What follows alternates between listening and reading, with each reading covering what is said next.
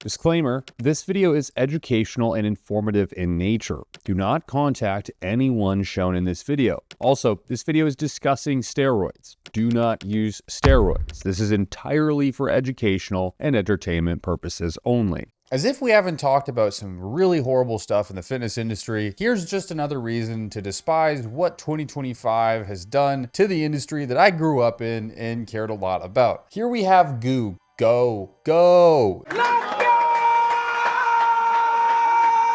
I think is his name. I don't actually know if that's correct, but he's a 17-year-old man coaching you on how to do SARMs, Superdrol, one of the most toxic 17-alkylated steroids, test Primo, DHB, another highly toxic androgenic steroid that you can inject. It's a bad idea, to be honest with you. I have many clients where we did case studies on this, and it's rough. It's really rough. Now, we're going to talk about this, right? We're going to explain what all these compounds are, why it's probably a bad idea to be taking these things, but also we're just going to review the lunacy that is 2025. 17-year-olds blasting steroids and that becoming their entire identity. They can't come up with anything more interesting, so while taking steroids and rage baiting seems to be the only way to go about building a brand in 2025. Imagine that. Take off the damn hood and look at me.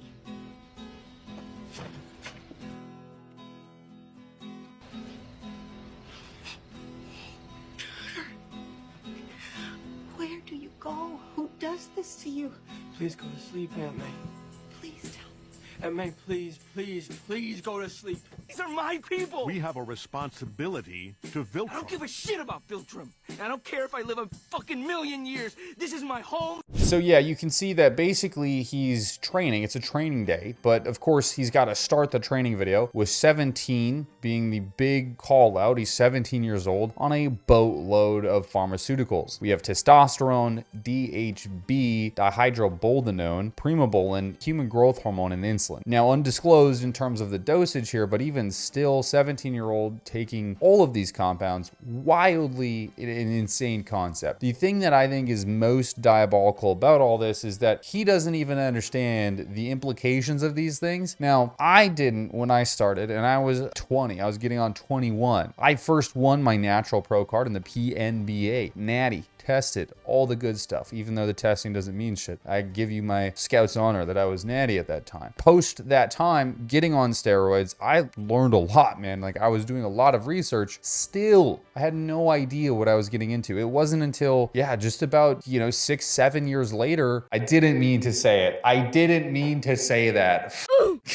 I did not mean to say that. All right. Anyways, not until about 7 to 8 years later did I actually conceptualize the damage that I was doing and the things that were happening to me that I didn't want to have happen. Now, the crazy thing, the DHB compound here that he's talking about is terrible. Like, it is concretely one of the worst compounds to use in terms of hepatic function. There's been this resurgence of it. This happens all of the time in bodybuilding, and it's the weirdest thing to me, where these like throwaway drugs that people used to abuse but stopped it because it wasn't really effective and it was actually causing lots of health issues, so people just kind of put it in the corner. It comes back.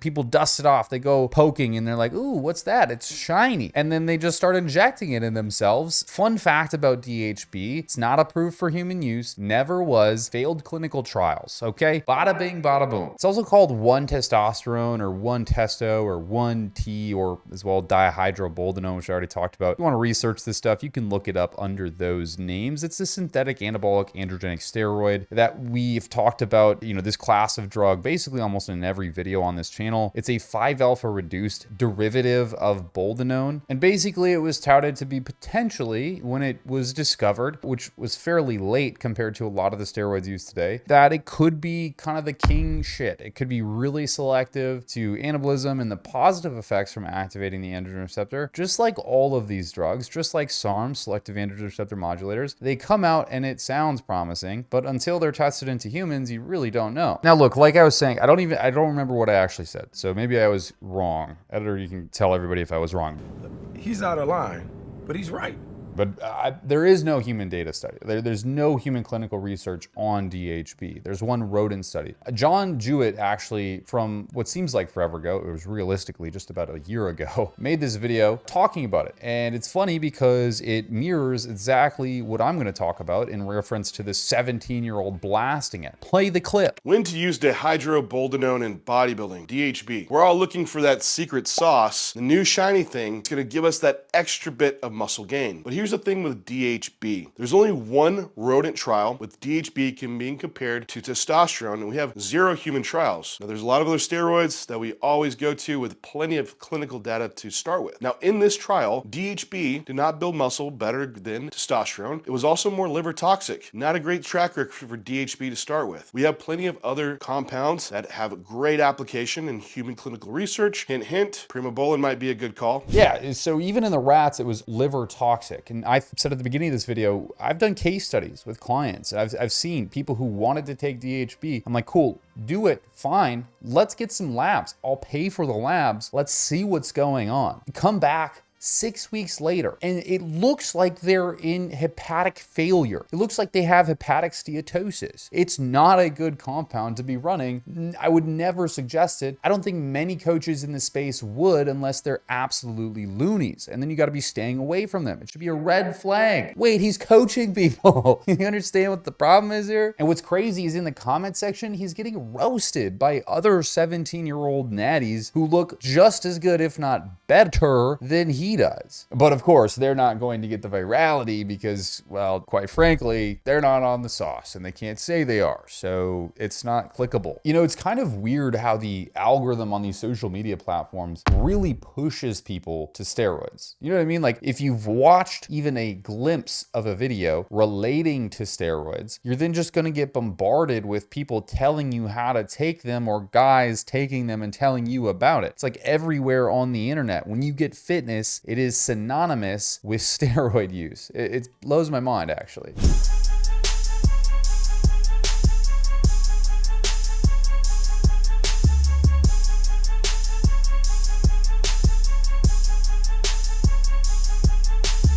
Okay, good. So I didn't even touch on this in the last clip we watched, but he's very much showcasing it here. He's taking Superdrol. Now, for the love of all things holy, Superdrol is one of the more hepatotoxic oral steroids. It is known to be horrible. And this is why bodybuilders using it will usually only use it within a 10 to 12 day period pre-show to get some kind of aesthetic look of fullness that they were trying to achieve, and maybe with a little bit of hardness. But it's usually not something you take because it is highly damaging. And there's a problem with this, is that when it's highly damaging to your whole system, let's just say it taxes your whole system, it does cause a lot of oxidative stress. If you get your blood work on Superdrol, you generally see high sensitivity, C-reactive protein, dysfunctional homocysteine. You see a lot of not so great things. What that does, right? What that's doing to someone is it's taking a cycle where they could have had decent, moderate exposure to androgens for, I don't know, let's just say 40 weeks. Sounds like a long time, but at a relatively low dose of androgens, that's not that long, and you can sustain health and function at that dose. We've seen this in clinical data even, where people can take 600 milligrams of testosterone for a very prolonged period of time without having to really reap any kind of consequence from doing so in blood work and physically reporting on their personalized side effects. But furthermore, getting beyond this point, it shortens the exposure to those androgens. So while you might take a slightly higher amplitude of androgens in any one given moment, that 4, 5, 6 week period is not going to maturate lean mass like it would if you,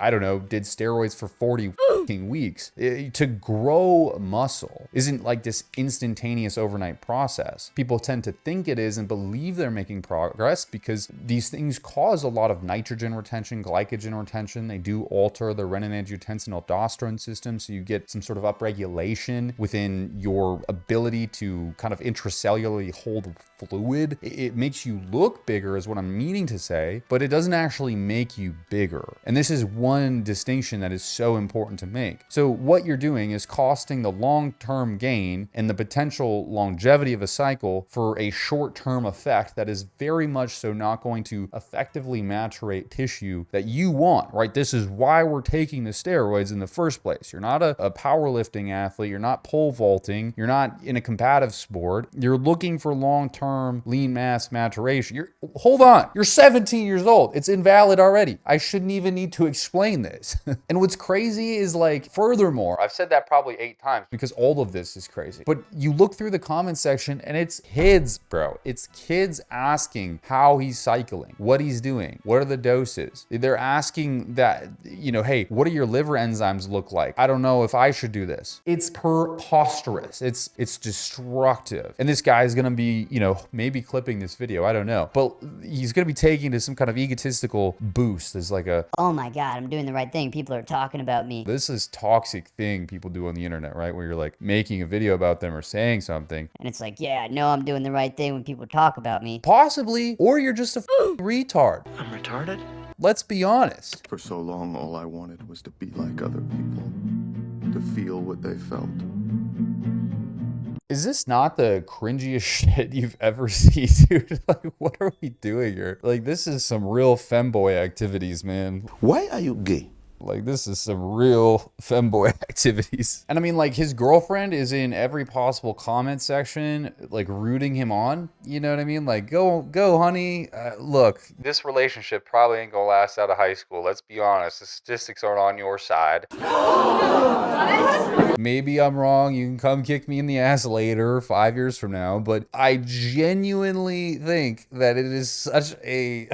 like weird psychosocial experiment we're seeing here, where the adoption of abuse of drugs becomes normalized and somewhat encouraged. And it's very curious. She won't be saying that when he looks 30 years old a year from now and has a receding hairline. Ask me how I know. Oh, speaking of receding hairlines, Super Follicle Fuel. It's a product that we made and developed just for you steroid users and abusers, as well as guys that are struggling with genuine hair loss from just life's misfortunes. Maybe your dad was an asshole and he decided to hand down some of the worst genetics you've ever gotten, and you're losing hair. This is a product that I made because I was losing hair and still did post steroids and during my steroid cycles. One of the worst side effects that I personally received was something I was constantly self-conscious about. I would wear hats all of the time. I would even go through cycles of shaving my own head to get ahead of myself. Like, I didn't want to have to deal with seeing myself lose hair density, so I would just shave my head and call it good, because I would just have moments of being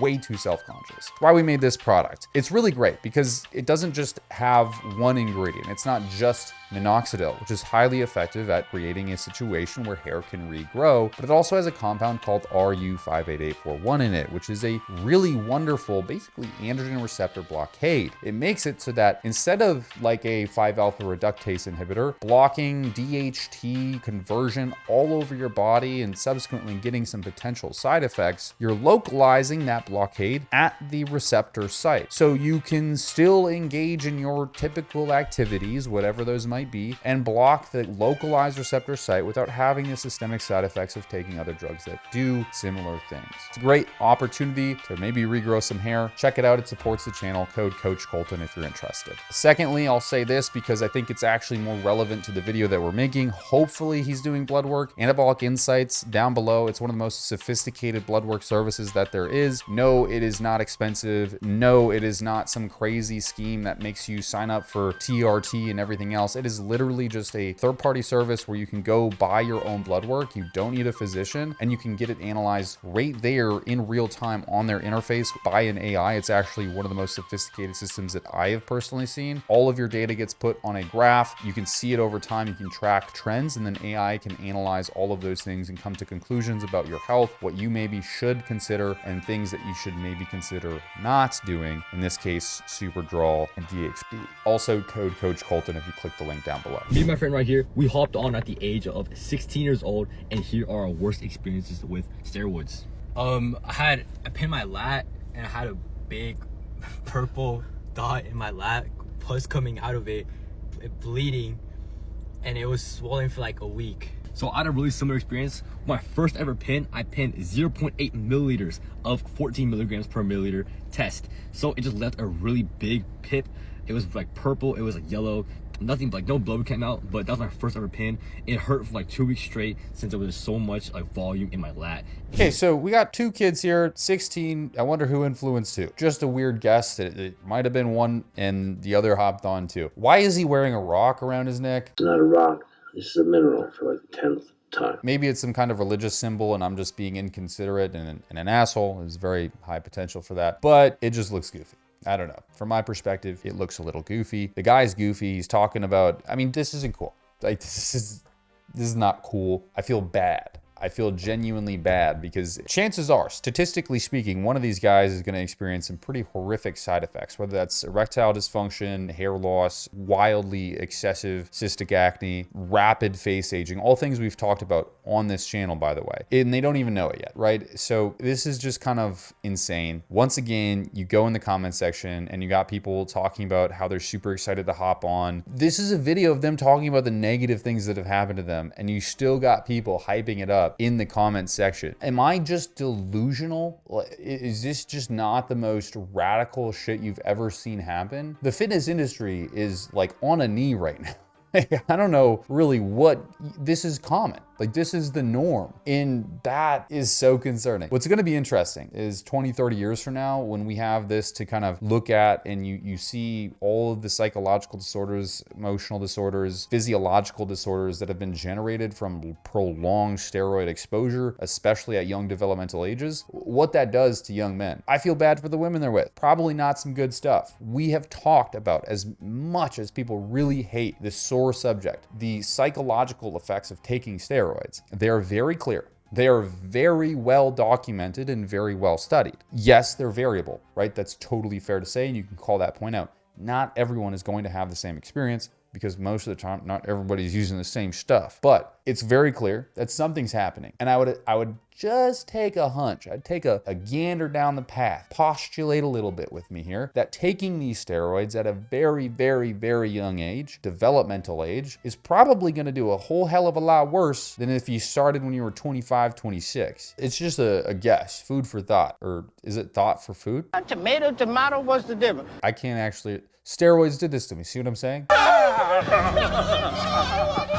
And after all of it, after blasting tons of steroids, you see growth. Duh. You're taking drugs to manipulate lean mass accumulation. Like, no brainer that's going to happen. No, duh. You know, there is data where a man takes 600 milligrams, more than men. It was an entire study where they had different groups of men. Some were taking, I believe it was 60 milligrams of testosterone. They actually lost muscle. Some were taking 120, whatever. It goes up to 600. There were several different groups. And they just said, hey, take this testosterone. It's a double-blinded placebo-controlled trial and see what happens. They didn't work out. They didn't have a diet. They didn't do anything. The group with 600 milligrams of testosterone blew everybody else out of the water. They grew so much muscle, more than natural lifters would, in the sense of, you know, statistically speaking, just sitting on the couch all day. It's not to say that drugs do all the work. You still need to work, for sure. I'm not discounting anybody's work, because you don't expect to take steroids and get jacked. It's not going to happen.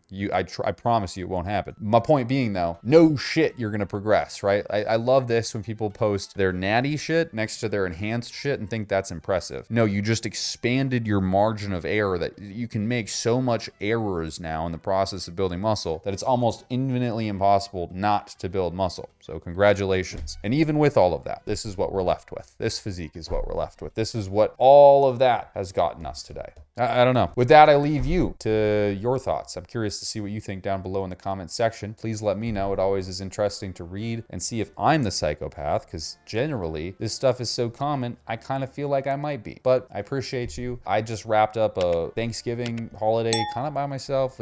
Holidays are weird, brother. Holidays are weird. But the Christmas time is coming around the corner, so it's time to get festive. I think I might put up my first Christmas tree ever. We'll see though. Hope you guys have a good day.